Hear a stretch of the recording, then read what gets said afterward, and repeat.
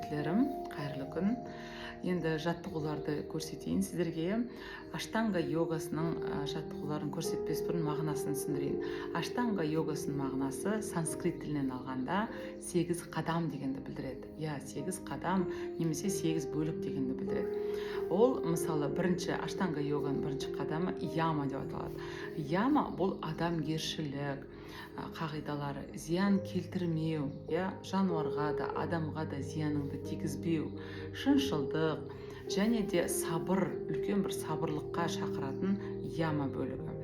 Екінші бөлік ол бізде ньяма бөлігі. Ньяма бөлігінде өзін тәрбиелеу, тазалық, ішкі тазалық пен сыртқы тазалық ұстау, ризашылдық, тәртіп дегенді білдіреді. Үшінші қадам асаналар. Асаналар яғни ол жаттығулар деген сөз. Йогада біз әртүрлі жаттығулар жасаймыз. Ол жаттығулар мына денсаулығымызға өте пайдалы. Төртіншісі пранаяма. Пранаяма ол тыныс алу дегенді білдіреді. Яғни тыныс алу деген сөз энергияңды басқару дегенді білдіреді.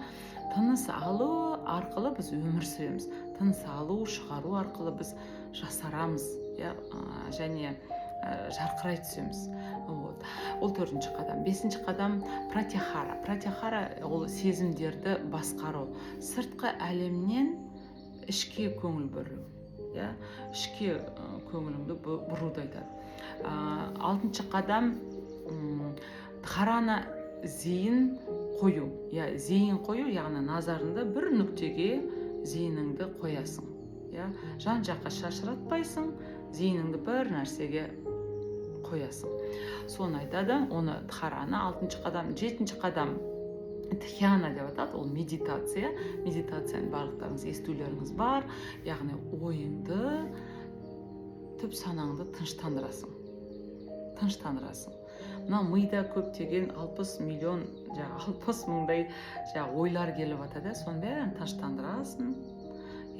Осыны медитация тыныштықты оятады ғой, былайша айтқанда. Ол жетінші қадам. Сегізінші қадам бұл самадхи. Толық үйлесім, ішкі тыныштық, мына сана тазалығын үйрететін осы самадхи 8-ші бөлігі. Міне аштанга йога осындай 8 бөліктерден тұрады. Және соның бәрін біз Құдай бұйыртса мінекей үйренеміз.